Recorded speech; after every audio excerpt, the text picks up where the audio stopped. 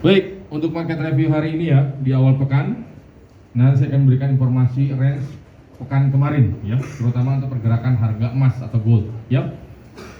Yang pertama, selalu saya soroti mengenai kondisi dari dolar Amerika atau istilah lainnya adalah greenback.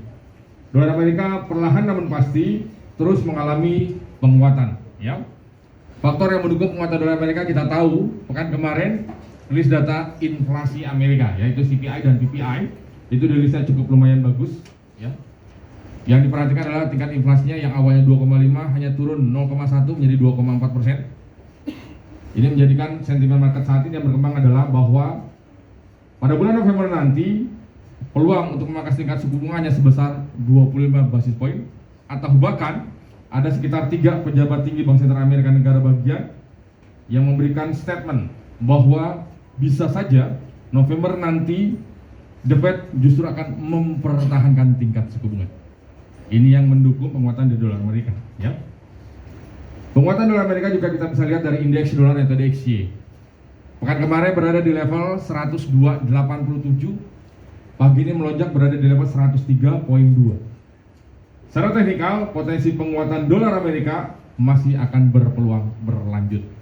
Karena apa? Kita tahu, pekan ini memang tidak terlalu banyak rilis data, namun menjadi fokus adalah agenda pertemuan dari Bank Sentral Eropa atau Euro Central Bank yang diprediksi akan memangkas tingkat suku bunga dari level 3,65% menjadi 3,40%. Selain itu juga ada list data retail sales dan core retail sales Amerika. Ya, overall untuk data Amerika diprediksi positif untuk dolar Amerika. Ya, oke.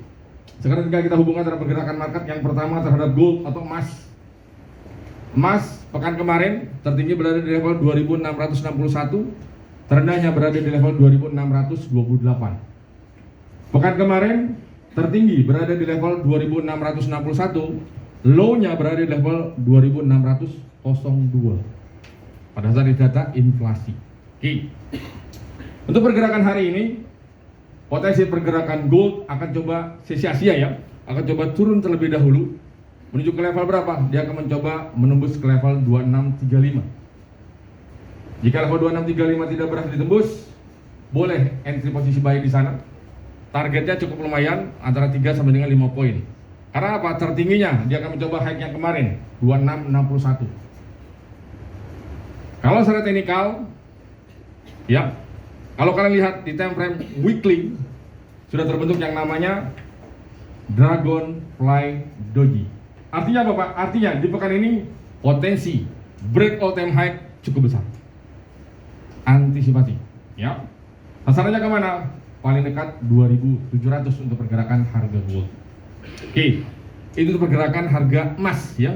Ditambah lagi kita tahu situasi di Middle East semakin memanas, jadi semakin berpeluang harga emas akan terus melanjutkan kenaikannya. Oke, lalu kita beralih ke pergerakan harga minyak. Harga minyak bergerak naik terbatas karena kenapa?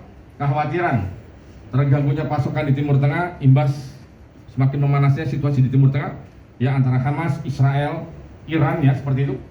Namun di satu sisi untuk permintaan sudah mulai ada tanda-tanda pertambahan ya. Ini yang membuat harga minyak akan mencoba untuk melanjutkan kenaikannya. Oke. Lalu ke forex mata uang Euro, Pound Sterling, Aussie serta yen yang tadi saya katakan. Pekan ini menjadi fokus utama adalah agenda pertemuan Euro Central Bank yang diprediksi akan memangkas tingkat suku bunga sebesar 25 poin.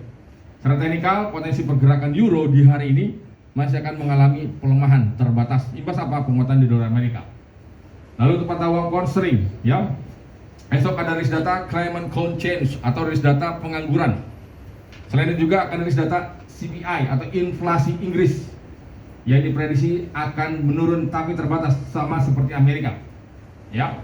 Selain itu juga beberapa rilis data ekonomi di Inggris juga masih dinilai cukup positif. Ini menandakan bahwa pound sterling bisa akan coba recovery, dia akan coba menguat kembali. Untuk Aussie dan yen, yen saat ini kalau kalian perhatikan sudah berada di level 149 ya. Potensi pelemahan yen masih akan berlanjut karena kenapa? Sikap dari Bank Sentral Jepang yang dinilai lebih dovish dibandingkan dengan sebelum pemilihan yang namanya Perdana Menteri yang baru Jepang ya.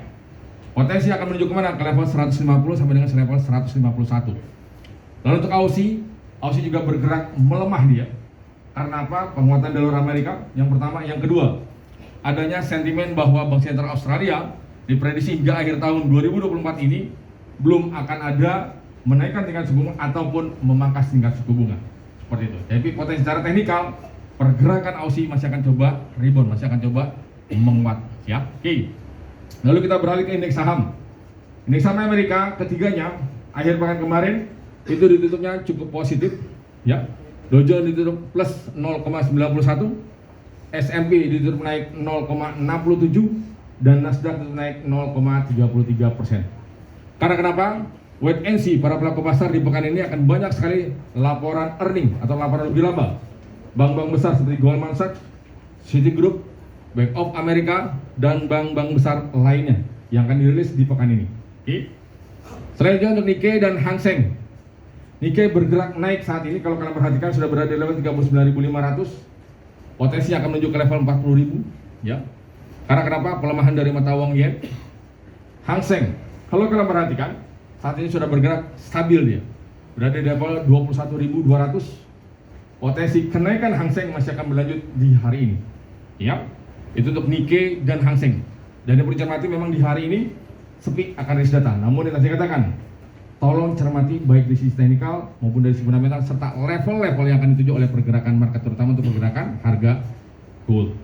Oke, saya rasa untuk market review itu aja. Ada yang mau ditanyakan? Silakan.